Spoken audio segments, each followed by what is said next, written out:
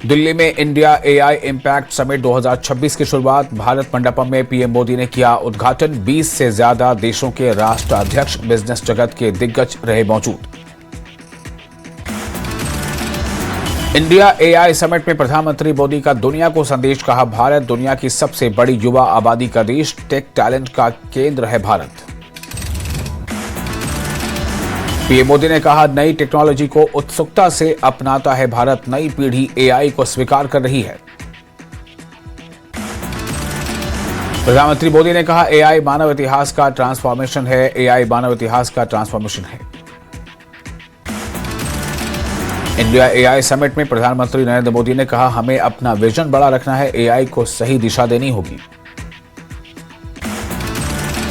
साथ ही पीएम मोदी ने कहा कि एआई की कमांड हमें अपने हाथों में रखनी है। एआई की कमांड हमें अपने हाथों में रखनी है। पीएम मोदी ने कहा, मानव विजन के तहत आगे बढ़ना जरूरी। एआई हमारे काम को स्मार्ट और इंपैक्टफुल बनाएगा। पीएम मोदी ने कहा, एआई मानव क्षमता को आगे लेकर जाएगा। एआई के लिए इंसान सिर्फ डेटा पॉइंट न बन जाए। इंडिया एआई समिट में प्रधानमंत्री नरेंद्र मोदी ने कहा, उन्होंने कहा कि एआई को जिस दिशा लेकर जाएंगे वैसा ही भविष्य होगा। डिजिटल वर्ल्ड में ऑथेंटिसिटी होनी चाहिए।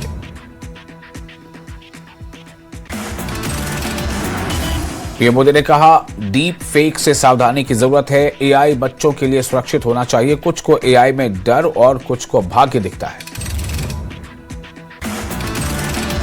इंडिया एआई इम्पैक्ट समिट में प्रधानमंत्री नरेंद्र मोदी ने कहा कि भारत बुद्ध की धरती है। भारत एआई का नेचुरल हब बन रहा है।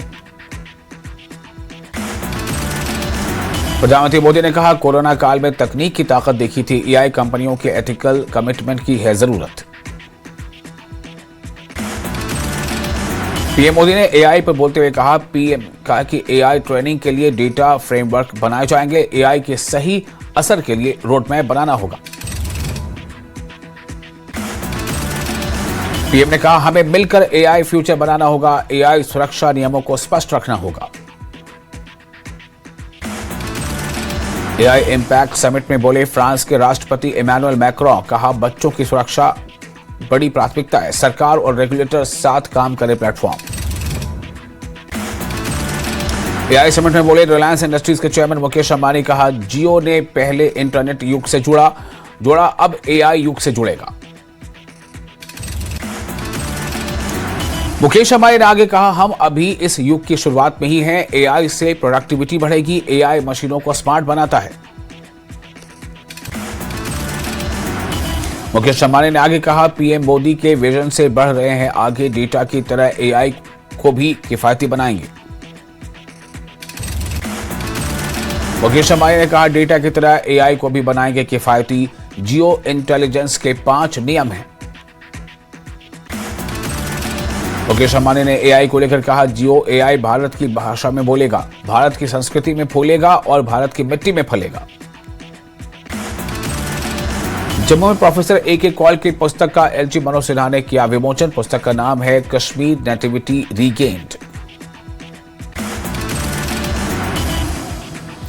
एलजी मनोज सिन्हा ने कश्मीरी पंडितों को लेकर दिया बड़ा बयान। अपनी ही जमीन पर अनजान होना अपने आप में दुख देने वाला है।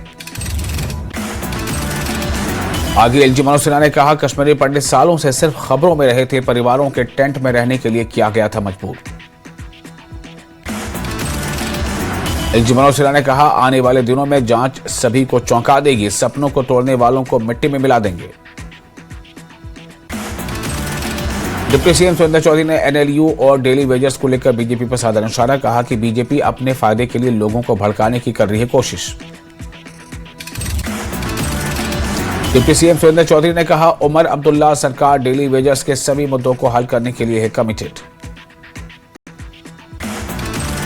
बीजेपी नेता सुरजीत सिंह सलाथिया ने एनएलयू के मुद्दे पर नेशनल कॉन्फ्रेंस पर किया पलटवार। कहा, जम्मू को भी एनएलयू मिलना चाहिए। नेशनल लॉ यूनिवर्सिटी के मुद्दे पर एनसी और बीजेपी के बीच जुबानी जंग। कैबिनेट मंत्री सकीना इत्तू का बीजेपी पर साधा निशाना। कहा, अगर कश्मीर घाटी में एनएलयू बनाई जाती है तो कोई दिक्कत नहीं होनी चाहिए। उधमपुर पुलिस ने इंडस्ट्रियल एरिया बट्टल बायान में जब्त की हेरोइन। ड्रग पेडलर को किया गिरफ्तार।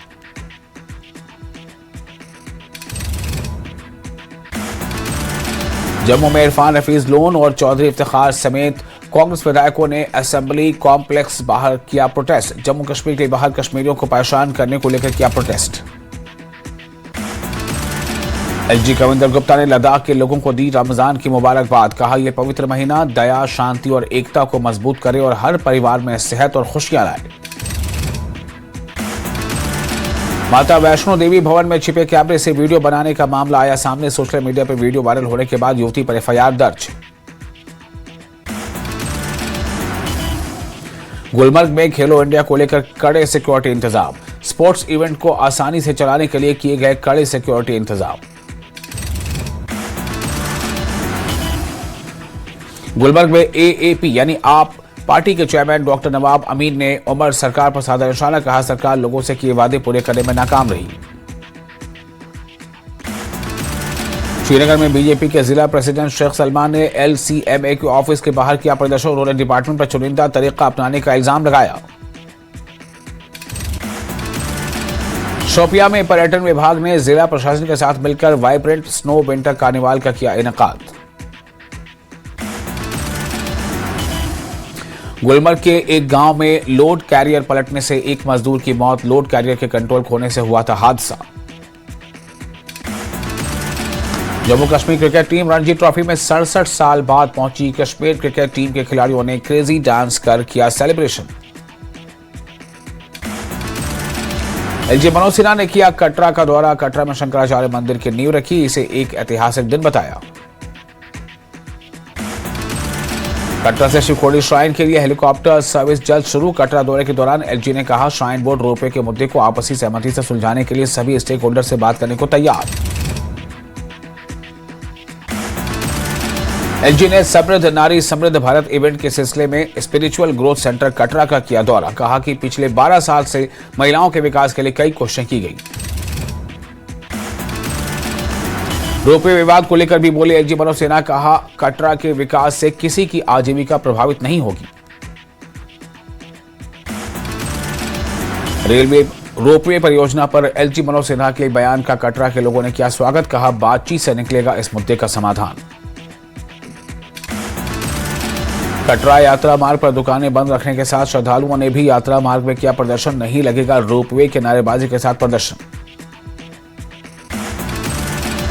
नॉर्थ से साउथ इंडिया को बेहतर बताने वाले एनसी प्रमुख फारूक अब्दुल्ला के बयान पर गरमाई सियासत। डिप्टी सीएम सुरेंद्र चौधरी ने फारूक अब्दुल्ला का किया समर्थन। डिप्टी सीएम सुरेंद्र चौधरी ने समर्थन में कहा, फारूक अब्दुल्ला ने अपने अनुभव के हिसाब से सच बात कही है। नेता विपक्ष सुनील शर्मा ने फारूक अब्दुल्ला के बयान पर किया हमला। कहा, डॉक्टर फारूक अब्दुल्ला ने जम्मू कश्मीर की जनता को धोखा दिया है।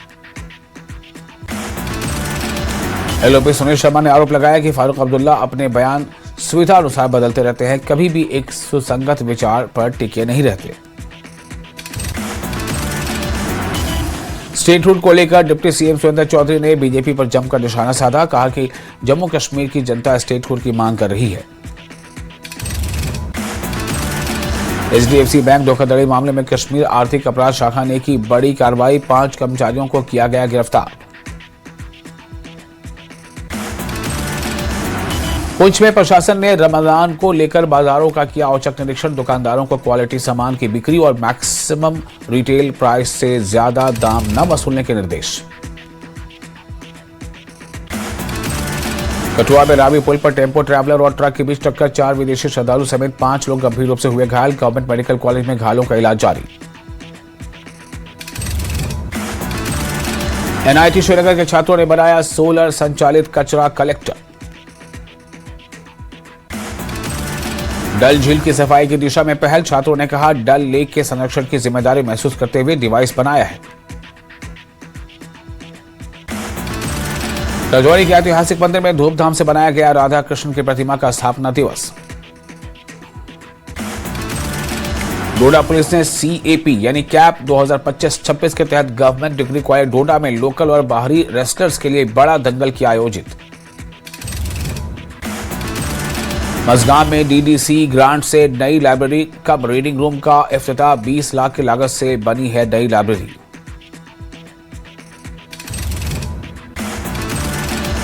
पुंछ में जिला समाज कल्याण विभाग ने श्री कृष्ण चंद्र मेमोरियल डिग्री कॉलेज में सीनियर सम्मान समारोह का किया कार्यक्रम। पुंछ के गांव मंगनाड में शिव नवदुर्गा मंदिर में शिवरात्रि के मौके पर यज्ञ और भंडारे का आयोजन। महंत बिंदरबन महाराज की अगुवाई में हजारों की संख्या में लोगों ने प्रसाद किया ग्रहण। सेना के चिनार कॉर्प्स और 19 और 20 फरवरी को गुलमर्ग में चुनाव ओपन विंटर गेम्स का करेगी आयोजन। कश्मीर में विंटर स्पोर्ट्स और नए टैलेंट को बढ़ावा देना मकसद। गांधीनगर